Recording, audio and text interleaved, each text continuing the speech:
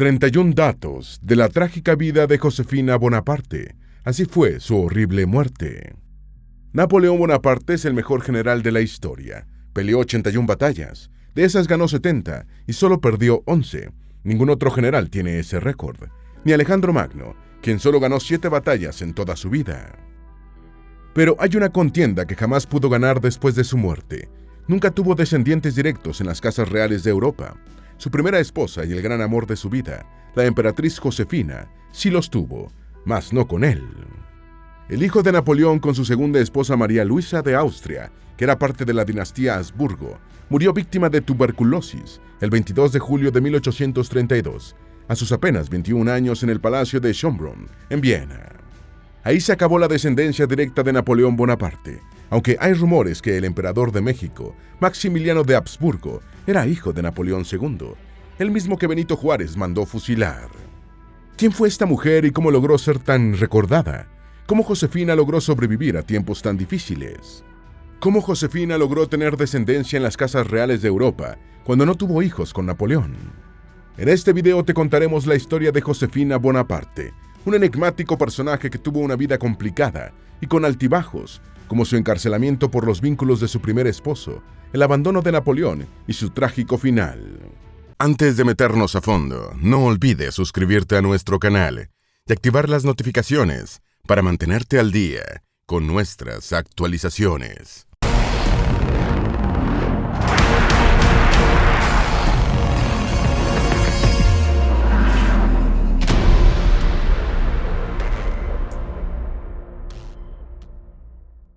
Número 1. Napoleón se divorció para tener herederos en la realeza. Irónicamente, Josefina lo logró sin él. Si bien el nombre de Josefina Bonaparte pasó a la historia gracias a Napoleón, fue su linaje el que terminó en la realeza. Después de estar casados por casi 15 años, y pese a que Napoleón amó tanto a Josefina, eventualmente la abandonó y anuló el matrimonio por un problema muy grave. Josefina no quedaba embarazada, y esto impedía que el entonces emperador de Francia tuviera un heredero. Esto era fundamental, pues un heredero garantizaría la estabilidad y permanencia del imperio francés de Napoleón y su sucesión. Sin embargo, curiosamente, aunque Napoleón tuvo finalmente un heredero con su siguiente esposa, su descendencia murió prematuramente. La de Josefina, en cambio, sigue viva y aún en la actualidad se puede rastrear en los tronos de Suecia, Dinamarca, Noruega, Bélgica y Luxemburgo. Además, 2 de sus nietos fueron consortes de los antiguos monarcas de Brasil y Portugal. Incluso otro de sus nietos llegó a seguir los pasos de Napoleón y fue emperador de los franceses. ¿Cómo ocurrió todo esto? Te lo contaremos más adelante. Número 2. No fue el único esposo que perdió. Josefina fue la primera esposa de Napoleón, pero él no fue su primer marido. De hecho, ella era mayor que él cuando contrajeron matrimonio, y ella era viuda. Cuando tenía 16 años, tuvo su primer matrimonio con Alexandre, el vizconde de Beauharnais. Sin embargo, después de 15 años de casados, Josefina enviudó cuando Alexandre fue una de las tantas víctimas de la guillotina, acusado de ser contrarrevolucionario durante el periodo de terror que siguió a la Revolución Francesa. Número 3. Estuvo en prisión. Josefina fue arrestada el 21 de abril de 1794, debido a su matrimonio con Alexandre. Él era considerado contrarrevolucionario y ella, por ser su esposa, fue considerada demasiado cercana a los círculos financistas de movimientos contra la revolución. Estuvo recluida en la prisión Carmes, en París, donde estuvo encarcelada por 3 meses, hasta el 28 de junio de ese mismo año. Durante ese periodo solo pudo comunicarse con sus hijos mediante algunos garabatos que escribía en la lista de la lavandería de la prisión. Pero ¿quién fue Josefina Bonaparte y cómo llegó a ser emperatriz? Empecemos desde el inicio de su vida.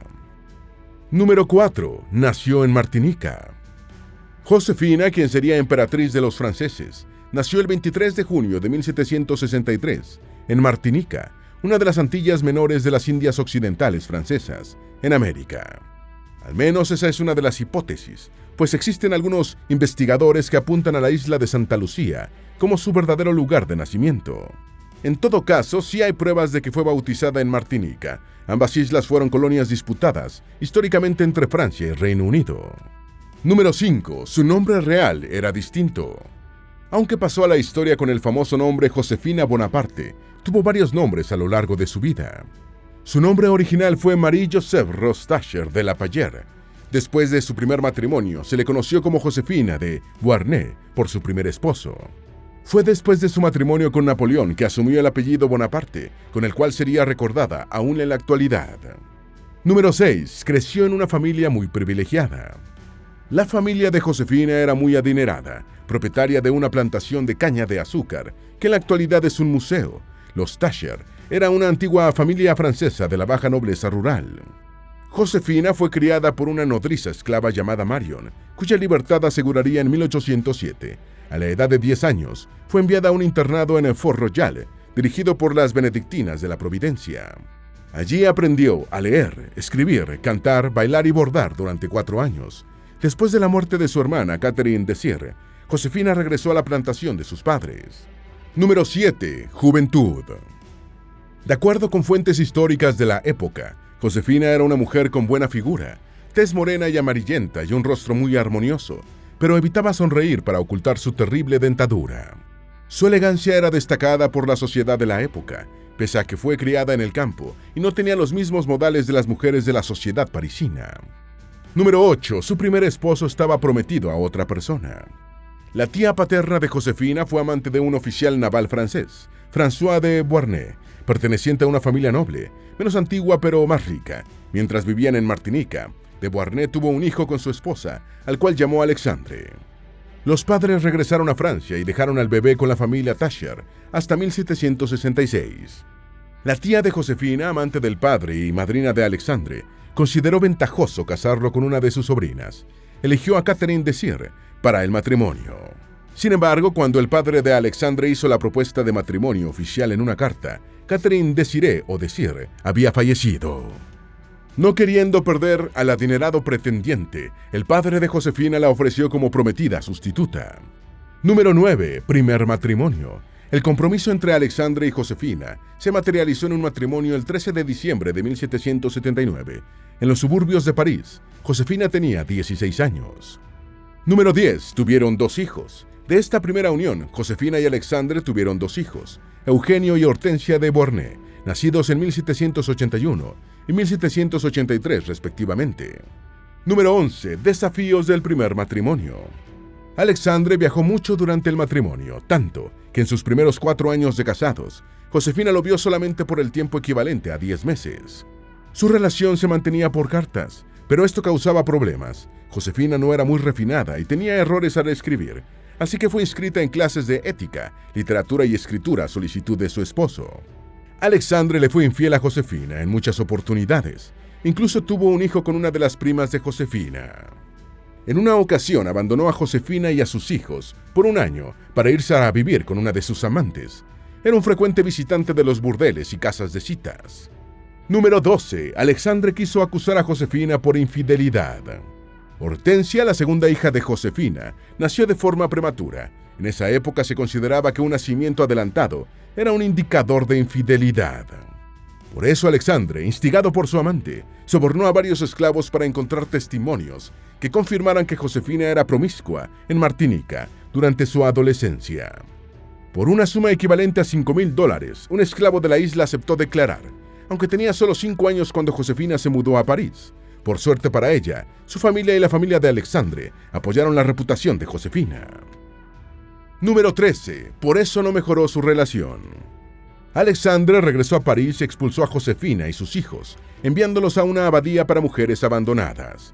Con solo 20 años, Josefina solicitó ante la corte una separación formal de su matrimonio, cansada del maltrato al cual era sometida por su esposo.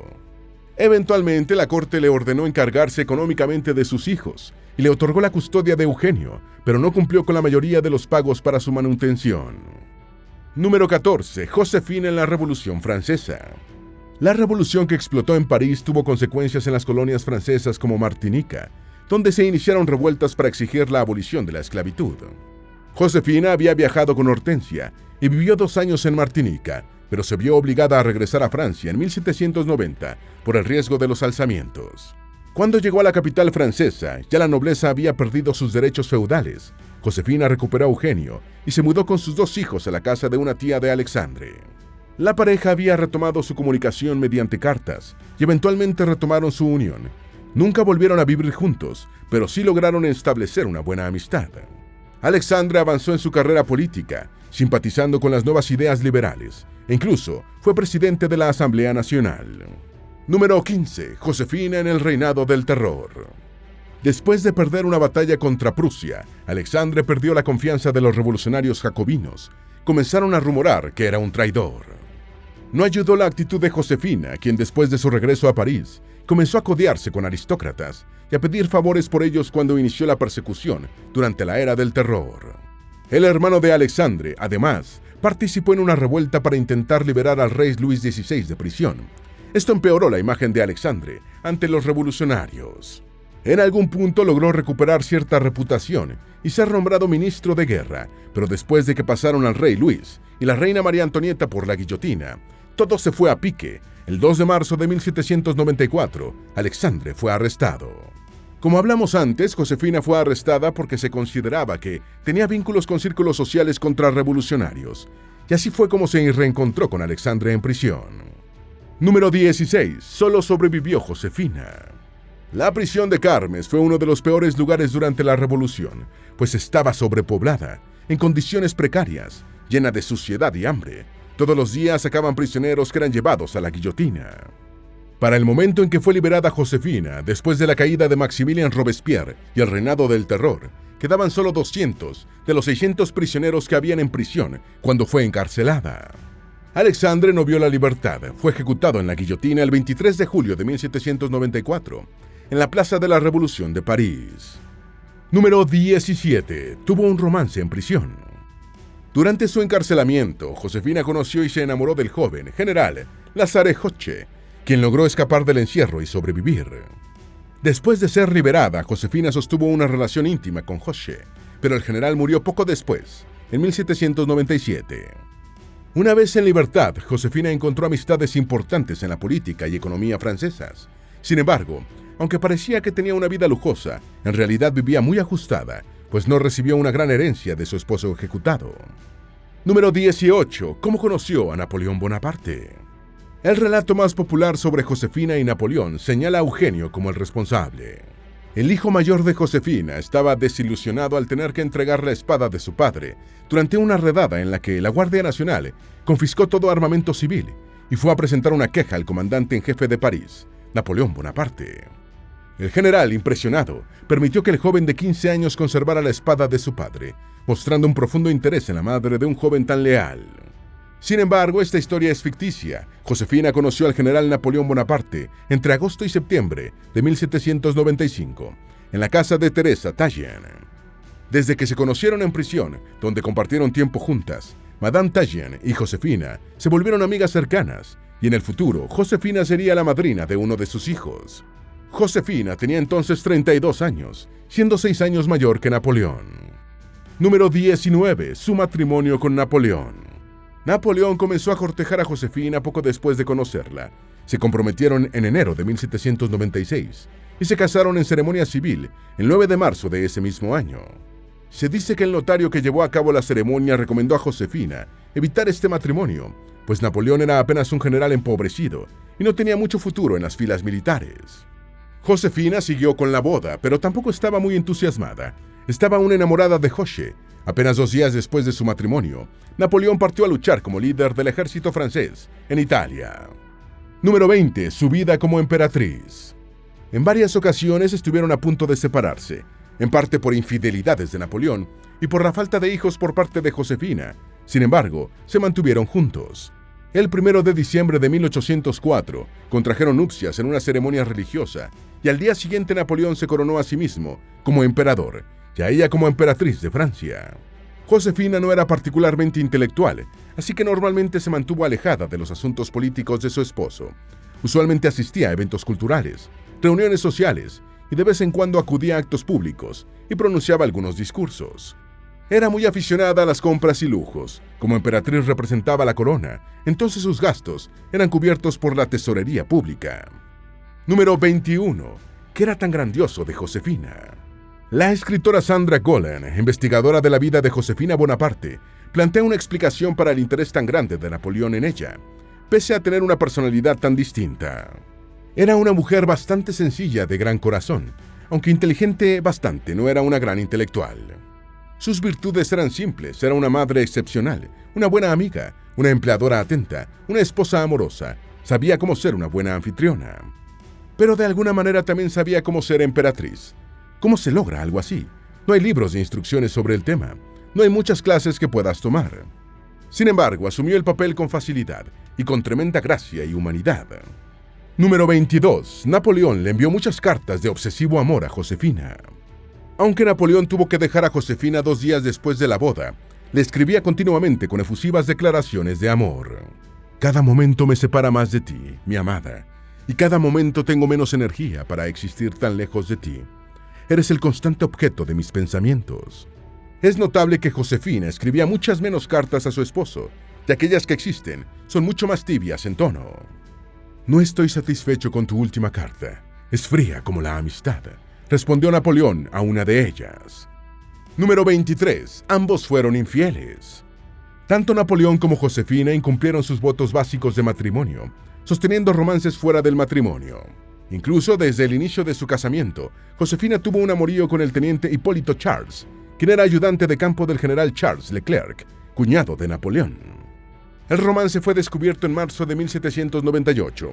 Pese a varios intentos de reconciliación, la relación extramatrimonial persistió y las tensiones se intensificaron durante la campaña de Napoleón en Egipto, en julio de ese año. Napoleón consideró el divorcio, pero sus planes se vieron expuestos en la prensa británica.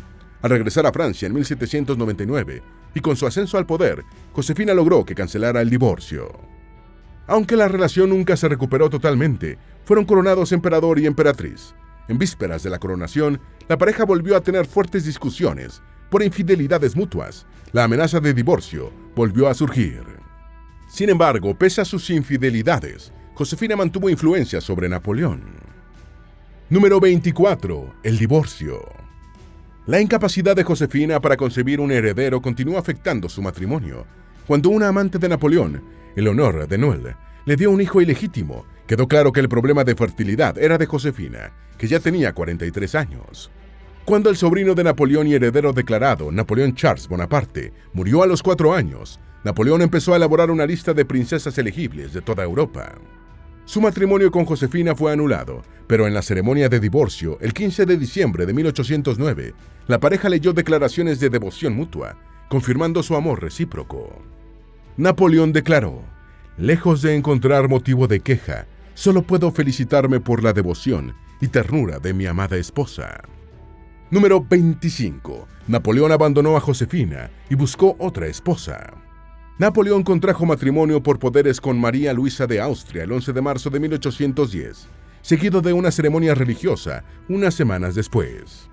Casi exactamente un año después, ella dio a luz al heredero tan esperado, Napoleón II. Josefina, en cambio, se retiró al Château de Malmaison, cerca de París. Mantuvo una buena relación con su exesposo. Número 26. Así fue su trágica muerte. Josefina murió de neumonía el 29 de mayo de 1814, poco después de pasear con el emperador Alejandro I de Rusia, en los jardines de Malmaison, donde supuestamente le rogó unirse a Napoleón en el exilio. Fue enterrada en la cercana iglesia de Saint-Pierre-Saint-Paul-en-Rieule. Los restos de su hija Hortensia descansan cerca de ella. Napoleón se enteraría de su muerte mientras se encontraba en su primer exilio en Elba. Cuando murió en su último exilio, en Santa Elena, se dice que sus últimas palabras fueron: «Francia, el ejército, cabeza del ejército, Josefina». Número 27. La hija de Josefina de su primer matrimonio se casó con el hermano de Napoleón. Hortensia, hija menor de Josefina con Alexandre, fue entregada en matrimonio con Luis Bonaparte, hermano menor de Napoleón y príncipe francés, quien también fue rey de Holanda. Número 28. Tuvieron como hijo al emperador Napoleón III. Del matrimonio entre Hortensia y Luis nació Napoleón III. Después de las muertes sucesivas de Napoleón II, el hijo legítimo de Napoleón, y del hijo mayor de Hortensia y Luis, su segundo hijo se convirtió en el sucesor al trono. Napoleón III ejerció entre el 2 de diciembre de 1852 y el 4 de septiembre de 1870. Fue el último emperador de los franceses. Número 29. ¿Cuánto quería Napoleón a Josefina? Si sus últimas palabras fueron sobre un amor verdadero, nunca lo sabremos. Se dice que el amor entre Napoleón y Josefina fue grande, Pero, ¿qué tan grande es discutible? Pues estuvo dispuesto a renunciar a ella después de solo 5 años de matrimonio. El poder fue más importante que ella. Sin embargo, después de leer una de sus cartas a Josefina, es difícil imaginar que amara a otra persona con la misma intensidad. Número 30. Los descendientes de Josefina. El hijo de Hortensia, Napoleón III, se convirtió en emperador de los franceses. El hijo de Eugenio, Maximiliano de Beauharnais, el tercer duque de Leuchtenberg, se casó con una integrante de la familia imperial rusa, le fue otorgado el estilo de Alteza Imperial y fundó la línea rusa de la familia Beauharnais. Por su parte, la hija de Eugenio, Josefina, se casó con el rey Óscar I de Suecia, hijo de la antigua prometida de Napoleón, Desirée Clary. A través de ella, Josefina Bonaparte es una antepasada directa de los actuales jefes de las casas reales de Bélgica, Dinamarca, Luxemburgo, Noruega y Suecia, así como de la casa Gran Ducal de Baden. Otra de las hijas de Eugenio, Amélie de Leuchtenberg, se casó con el emperador Pedro I de Brasil en Río de Janeiro y se convirtió en emperatriz de Brasil. Tuvieron una hija superviviente, la princesa María Amelia de Brasil, que estuvo comprometida brevemente con el archiduque Maximiliano de Austria antes de convertirse en Maximiliano I de México. Número 31. Las joyas de Josefina. Se dice frecuentemente que varias joyas usadas por los miembros actuales de las casas reales europeas fueron en su momento propiedad de Josefina Bonaparte. A través de la herencia de Leuchtenberg, la familia real noruega posee un juego de esmeraldas y diamantes que se dice perteneció a la emperatriz francesa. La familia real sueca también posee varias piezas de joyería, incluyendo la parure de zafiros de Leuchtenberg, un conjunto de joyas de amatistas, y la parure de camafeos, utilizada por las novias reales de Suecia.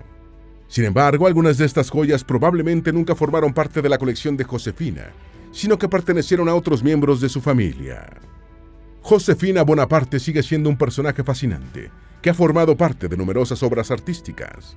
Con frecuencia se le cita como ejemplo de los grandes amores históricos de Occidente, pese a las enormes dificultades que enfrentó en su relación con Napoleón.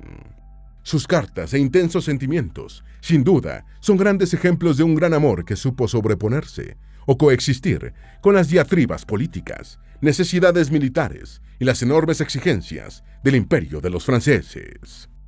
Esperamos que este video te haya sido útil. Si tienes algo que agregar, por favor, compártelo con nosotros en la sección de comentarios. Dale me gusta a este video y envíale el enlace a tus familiares y a tus mejores amigos para que también sepan más de los 31 datos de la trágica vida de Josefina Bonaparte y cómo fue su terrible muerte. Si eres nuevo en nuestro canal, no olvides suscribirte. No se te olvide seguirnos en todas nuestras redes sociales, que van a estar aquí abajo en la descripción. Recuerda, un pueblo que no conoce su historia está condenado a repetirla.